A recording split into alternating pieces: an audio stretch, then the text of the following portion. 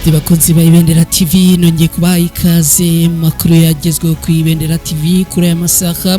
Reka mbibutse ko uyu munsi turi kwa kabiri tariki 17 Werurwe muri uyu mwaka wa 2026 n'amakuru agiye kwitsa no kwibanda mu burasirazuba bwa Repubulika Iharanira Demokarasi ya Kongo. Reka mbabwire ko butuvugana muji wa Uvira Imana ikinza akaboko nyuma y'uko abarwanyi ba FARDC bahagabye ibitero bikomeye cyane kandi yifashishijwe intwaro ziremereye kuva mu masaha yo mu gitondo cyo kuri uyu munsi. Turaza kandi kurebera hamwe bijyanye nuko muri Mozambique inzego z'umutekano z'u Rwanda zahakoze ibikorwa bikomeye cyane, bikaba rero ari ibikorwa bimaze kugaragaza ko u Rwanda rwongeye gutsinda igitego cy'umutwe.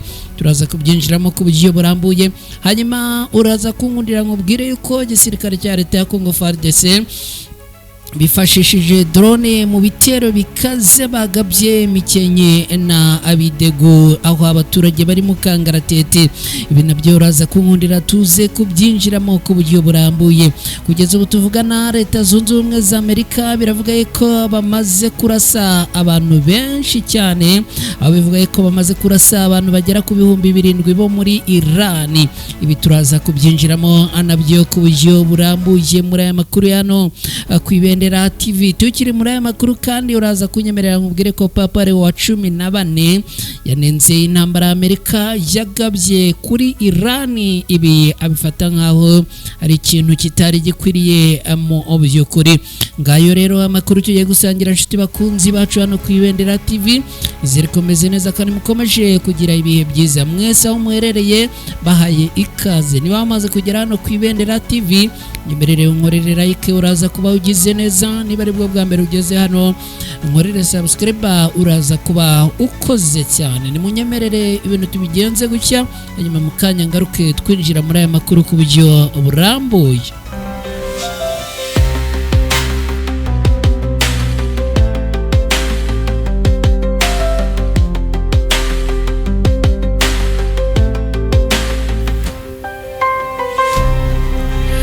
Yes, nanone nongeye kubaha ikaze inshuti bakunzi bacu mudukurikira muherereye mu bice bitandukanye. Ubwo ndavuga abaherereye mu Rwanda, ndavuga abaherereye mu gihugu cy'u Burundi, ndavuga abaherereye muri Repubulika Iharanira Demokarasi ya Kongo, ndavuga abaherereye muri Leta Zunze Ubumwe za Amerika, ndavuga abaherereye Uganda, ndavuga abaherereye Kenya, abari Canada, abari Zambia, abari Sudan, abari Tanzania na Mozambique. Mwese tubahaye ikaze, n'abandi mudukurikira muri hirya no hino mu bice bitandukanye namwe tubahaye ikaze. Nagutwara umwanya rero ni munyemerere twinjire muri aya makuru ku buryo burambuye. Bibutsa ko ari amakuru yo kuri uyu munsi turi kwa kabiri tariki 17 Werurwe muri uyu mwaka wa 2026. Niba wamaze kugera hano rero unyemerere unkorere like, niba ari bwo bwa mbere ugeze hano ku Ibendera TV unkorere subscribe, uraza kuba ukoze cyane. Aya makuru ni munyemerere tuyanzikire muri Kivu y'Amajyepfo mu mujyi wa Uvira, aho amakuru aturuka ngaha avuga ko haramutse imirwano ikomeye cyane, akaba ari ibitero byagabwe n'abarwanyi bo ku ruhande rwa leta ya Congo FARDC, ndetse ibi bitero bikaba bivugwa ko byakoreshejwe mu intwaro ziremereye. Kuri ubu amakuru aturuka mu mujyi wa Uvira avuga ko Imana ikinze akaboko. Ihuriro ry'ingabo za leta ya Congo FARDC bongeye guhangana n'abarwanyi ba Alliance Fleuve Congo 23 muri teritwari ya Uvira muri Kivu y'Amajyepfo. N'imirwano bivuga ko yongeye kuburira muri ibi bice bya Plaine de Ruzizi igenda yerekeza Sange. Iyi mirwano ibaye nyuma y'iminsi 2 ingabo za Repubulika Iharanira Demokarasi ya Kongo n'abarwanyi ba Wazalendo n'indi mitwe bakorana abafunze umuhanda route nationale nimero 5 uhuza umujyi wa Uvira na Bukavu. umuvugizi wa Alliance Fleuve Congo 23 bwana Lawrence Kanyuka yatangaje ko guhera mu saa 12 z'igitondo cyo kuri uyu munsi nuvuga kuri wa 17 Werurwe muri uyu mwaka ingabo za leta ya Congo FARDC ziri kumwe n'abarwanyi ba Wazalendo bongeye kurasa ibisasu biremereye mu gace ka Kabunambo. Ibi bikaba byatumye abaturage benshi bahunga. Umunyamabanga uhoraho muri Alliance Fleuve Congo 23 bwana Benjamin Bonima azanye rero amakuru y'urundi ruhande, amakuru akomeye cyane. Uyu atangaje ko abaturage ba Kabunambo bari batuje batekanye mu gihe iri huriro ryabagenzuriraga umutekano, ariko kugeza ubu ngo leta ya Repubulika Iharanira Demokarasi ya Kongo ikaba yarahisemo kubasukamo ibisasu. Bwana Lawrence Kanyuka uvugira Alliance Fleuve Congo akaba iwe amaze gutangaza ko Alliance Fleuve Congo 23 yiteguye kurinda abaturage abo muri Kabunambo ndetse n'imitungo yabo mu gihe leta ya Repubulika Iharanira Demokarasi ya Kongo ikomeje gukora ibi bikorwa by'ubushotoranyi. Bwana Benjamin Bonima avuga ko ibice byo mu kibaya cya Ruzizi byabereyemo imirwano ikomeye mu ntangiriro z'Ukuboza mu mwaka ushize biturutse ku bitero ihuriro y'ingabo za leta ya Kongo yagabye mu bice bigenzurwa na Alliance Fleuve Congo 23 birimo centre ya Kamanyora. N'ubu ngubu rero abarwanyi bo ku ruhande rwa leta ya Kongo bakaba bongeye kugaba ibitero muri ibi bice. Alliance Fleuve Congo 23 ivuga ko yakoresheje imbaraga nyinshi mu guhangana n'ingabo za leta ya Kongo, izambura ibice byinshi byo muri Uvira birimo n'umujyi wa Uvira, ariko wo yaje kubivanamo hagati muri Mutarama muri uyu mwaka kugira ngo ibiganiro by'amahoro abisubukurwe. Leta ya Repubulika Iharanira Demokarasi ya Kongo igisubira muri uyu mujyi yagaragaje ko izatuza mu gihe izaba yisubije ibice byose bigenzurwa na Alliance Fleuve Congo 23 birimo umujyi wa Bukavu, umujyi wa Goma kugeza Bunagana yafashwe muri Kamena mu mwaka wa 2022. Ibitero bikomeye ihuriro ry'ingabo za leta ya Kongo zakomeje kugaba muri komine Minembwe no mu bice bihana imbibi byagaragaje koko ifite umugambi wo gukomeza intambara mu bice bigenzurwa na Alliance Fleuve Congo 23. Mu rukerera rwo kuwa 24 Gashyantare muri uyu mwaka ingabo za Repubulika Iharanira Demokarasi ya Kongo zagabye igitero cya drone kuri Alliance Fleuve Congo 23 hafi ya centre ya Rubaya, cica uwari umuvugizi wabo mu rwego rwa gisirikare Colonel Willy Ngoma. Tariki ya 11 Werurwe muri uyu mwaka nabwo ingabo za leta ya Repubulika Iharanira Demokarasi ya Kongo zagabye igitero cya drone mujyi wa Goma, zica abasivile 3 barimo umufaransa kazi Karine Buisete wakoreraga ishami ry'umuryango w'abibumbye ryita ku bana UNICEF. Mu gitondo cyo kuri uyu munsi nabwo rero izi ngabo zo ku ruhande rwa leta ya Kongo zikaba zongeye kugaba ibitero bikomeye cyane mu bice bitandukanye bya muri teritwari ya Uvira muri Kivu y'Amajyepfo. Alliance Fleuve Congo 23 yatangaje ko kuva mu ijoro y'ejo tariki 16 rishyira kuri wa 17 Werurwe ingabo za Repubulika Iharanira Demokarasi ya Kongo bafatanyije n'ingabo z'u Burundi n'abarwanyi ba Wazalendo ndetse n'abacanshuro bongeye kugaba igitero cya drone muri Minembwe no mu bice bihana imbibi. Iri huriro ryatangaje ko leta ya Repubulika Iharanira Demokarasi ya Kongo izabazwa amaraso y'inzirakarengane ikomeje kwica mu gihe umuryango mpuzamahanga ntacyo urimo kubikoraho, aho abarwanyi ba Alliance Fleuve Congo 23 bakomeje gutanga gasopo ku miryango mpuzamahanga n'amahanga akomeje guceceka mu gihe amaraso y'inzirakarengane muri Repubulika Iharanira Demokarasi ya Kongo akomeje kumeneka. reka nkwibutse ko uri kwibendera TV ngeni twa mukada niba wamaze kugera hano nyemerere nkorere like uraza kuba ugize neza niba ari bwo bwa mbere ugeze hano nkorere subscribe uraza kuba ukoze mu gihugu cya Mozambique inzego z'umutekano z'u Rwanda zongeye gutsinda igitego cy'umutwe uyu munsi inzego z'umutekano z'u Rwanda mu ntara ya Cabo Delgado kufatanye n'abayobozi b'inzego zibanze batanze ibikoresho by'isuku ku banyeshuri biga ku ishuri ribanza ishuri rya Buji riri mu karere ka Mochimboa da Praia sorry. Ibi bikoresho byatanzwe bigamije gufasha abanyeshuri 525 biga kuri iri shuri ribanza rya Buji. Umuyobozi w'ishuri Rahai Tome yashimiye ingabo z'u Rwanda ku nkunga zikomeje guha ishuri n'umuryango mugari wa Buji. Mu izina ry'ubuyobozi bw'akarere ka Mochimboa da Praia, umuyobozi ushinzwe uburezi Salmoni Bakari nawe yashimiye inzego z'umutekano z'u Rwanda ku ruhande rukomeye ndetse n'uruhare bakomeje kugira mu kugarura amahoro n'umutekano muri iyo ntara ndetse no gushyigikira urwego rw'uburezi muri ako gace. Salmo Bakari yanavuze ko ibyo bikoresho byatanzwe bizafasha mu gutera ingabo mu bitugu imyigire y'abanyeshuri. Ngibyo rero ari munyemerere inshuti bakunzi ba Ibendera TV babwire ko dukomeje n'aya makuru n'amakuru kandi agiye noneho kunyarukira muri iyi nkuru aho igisirikare cya leta ya Congo FARDC bifashishije drone mu bitero bikaze cyane bongeye gusuka ibisasu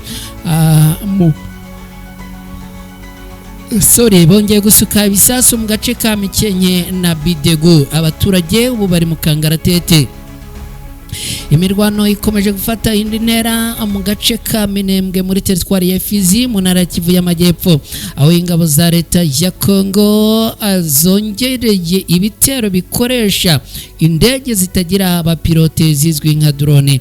Aya makuru agaragaza ko kuwa 17 Werurwe muri uyu mwaka ibi bitero byibasiye cyane imidugudu ya Mikenke na Bidego aho bivugwa ko ari hamwe mu hagenzurwa cyangwa hakorerwa n'imitwe yitwaje intwaro ifatanya na Alliance Fleuve Congo 23 irimo na twirwaneho. Amakuru aturuka habereye imirwano aravuga ko ibi bitero byabaye cyane mu ijoro ryo kuwa 16 rishyira kuwa 17 Werurwe aho humvikanye iturika ry'ibisasu byinshi byatewe hifashishijwe drone. Umuvugizi wa Alliance Fleuve Congo 23 akaba yongeye kwamagana ibi bitero bikomeje kugabwa ku baturage b'inzira karengana b'abanyamurenge avuga yuko Alliance Fleuve Congo 23 itazakomeza kwihanganira ko abaturage b'inzira karengane akomeza kugenda bicwa umusubirizo. Abatanga buhamya bavuga ko hari ahantu henshi ibisasu byarashwe mu bice bya Sange na Runingo bigatuma abaturage benshi bahunga. Ibi bitero bya drone bibaye mu gihe mu kibaya cya Ruzizi hafi ya Uvira naho imirwano yongeye kubura hagati y'impande zihanganye. Abasesenguzi mu bijyanye n'umutekano mpuzamahanga baravuga ko ikoreshwa rya drone mu ntambara yo mu burasirazuba bwa Congo rikomeje gufata indi ntera rikaba riri kongera ubukana bw'imirwano ndetse n'ingaruka ku aba asivile. Leta zunze ubumwe za Amerika twihuse cyane muri aya makuru n'ubundi iturimo. Leta zunze ubumwe za Amerika biravuga yuko ngo zimaze kurasa abantu bagera ku 7,000 muri Iran. Ingabo za Leta zunze ubumwe za Amerika zikorera mu burasirazuba bwo hagati CENTCOM zatangaje ko zimaze kurasa abantu 7,000 muri Iran kuva intambara yatangira muri iki gihugu. CENTCOM yatangaje ko kuva intambara Amerika na Israeli batangije kuri Iran yatangira, ubwato bunini burenga 100 bwa Iran bumaze gusenywa mu gihe indege zayo za gisirikare zimaze gukora ingendo 6,500. ni ingendo zikorwa n'indege z'intambara nka B1 na B2 stili bomba n'izindi zoherezwa mu butumwa isaha ku yindi. Mu itangazo CENTCOM yashyize ahagaragara igira iti ingabo za CENTCOM ziri kurasa ku hantu hatandukanye mu guca intege inzego z'umutekano za Iran zibanda ku hantu hateje ibibazo. Nubwo bimeze bityo ariko Donald Trump mu kiganiro yagiriye mu biro bye yagaragaje ko atishimiye Minisitiri w'Intebe w'Ubwongereza wavuze ko igihugu cyabo kitazijandika cyane mu ntambara ya Iran. Trump yongeye gusaba ibihugu bitandukanye mu gushakira umutekano umuyoboro wa Hormuz ufatwa nk'inkingi mwikorezi mu bijyanye n'ibikomoka kuri peteroli. Iyi nzira ntitekanye kuko Iran igaba ibitero ku bwato bunyuzwamo cyane cyane ubutaro bw'igihugu cy'inshuti yabo. Abajijwe niba intambara izarangira muri iki cyumweru, Trump yasubije agira ati ntabwo mbitekereza, ariko ishobora kurangira vuba, ntabwo izafata igihe kirekire. Reka dukomeje n'aya makuru, nyemerere dukomereze muri uyu mujyo mubwire yuko ubungubu Papa Leo wa 14 yanenze bikomeye Perezida Donald Trump n'intambara Amerika yashoje kuri Iran. Papa Leo wa 14 yagaragaje ko atishimiye intambara Leta Zunze Ubumwe za Amerika na Israeli byasoje kuri Iran, asaba ko imirwano ikwiye guhagarara hakayobokwa inzira y'ibiganiro. Uyu mushumba wa Kiliziya Gatolika ku isi Papa Leo wa 16 yavuze ko umutekano udashobora kuboneka mu ntambara n'ubugizi bwa nabi. Papa Leo wa 14 yabigarutseho mu masengesho yayoboye ku cyumweru i Vatican yabereye kuri Bazilika ya Mutagatifu Petero, aho yanenze cyane ubugizi bwa nabi buteye ubwoba abaturage bo mu burasirazuba bwo hagati bahuye nabwo mu byumweru 2 bishize. Yagize ati nsabiye abantu bose baburiye ababo mu bitero byagabwe ku mashuri, ibitaro no mu bindi bice bitandukanye abantu abatuyemo. Ku munsi wa mbere w'ibitero bya Amerika kuri Iran kuwa 28 Gashyantare muri uyu mwaka nibwo ku ishuri ribanza ry'abakobwa rya Sajara Atayebe riri mu karere ka Menabo ryaguye ho igisasu cyica abantu 175 biganjemo abana. Papa Leo wa 14 yasabye impande zihanganye guhagarika intambara zikayoboka inzira y'ibiganiro, agaragaza ko nibikomeje kubera muri Liban biteye inkeke. Israeli yagabye ibitero kuri Liban mu byumweru bishize ihanganye n'umutwe wa Hezbollah uhabarizwa wari wayigabyeho ibitero uvuga ko uri guhorera. Ari Khamenei wari umuyobozi w'ikirenga wa Iran waguye mu ntambara Leta Zunze Ubumwe za Amerika bafatanyije na Israeli bagabye kuri Iran. Umushumba wa Kiliziya Gatolika ku isi arakomeza avuga ko ubugizi bwa nabi ngo budateze kugera ku butabera, umutekano n'amahoro abaturage abategereje. Mu minsi ishize Perezida Donald Trump wa Amerika yagaragaje ko Iran yashatse ko baganira ku guhagarika intambara, ariko agaragaza ko we atabikozwa nubwo nabi Tehran bagaragaza ko abatigeze babisaba. Nshuti bakunzi ba Ibendera TV, ni munyemerere nongere mbibutse ko hano ari ku Ibendera TV. Niwamaze kugera hano unyemerere unkorere like, uraza kuba ugize neza. Niba ari bwo bwa mbere ugeze hano nkorere subscribe, uraza kuba ukoze cyane. Nshuti bakunzi bacu rero ni munyemerere abe ari no kuri inkuru atusubikiraho tugane ku musozo. Mbashimira cyane mwe mukomeje kubana natwe, mbashimira mwe mukomeje kuduha ibitekerezo. by'umwihariko ndashimira abantu bo muri Kenya mwatwandikiye mukanya mutubwira yuko mudukurikira cyane, ndabashimira. Ndongera kandi gushimira abantu bo mu karere ka Kayonza mu burasirazuba bw'u Rwanda, mukanya namwe mwatwandikiye mutubwira yuko mu gihari kandi ko mukidukurikiye. Hanyuma rero ubwo n'abandi hirya no hino mudukunda kandi mukadukurikira, nongere nkomeze mbifuriza kugubwa neza no kugira ibihe byiza. Hanyuma rero twe hano ku Ibendera TV mbibutse ko twagarukaga ku makuru agezweho kuri aya masaha. Nge nitwa Umukada. Niba nta kintu bigutwaye rero reka twerekeze ku musozo, hanyuma gahunda za Ibendera TV zirakomeza. Imana ikomeze kukurinda no kubana nawe.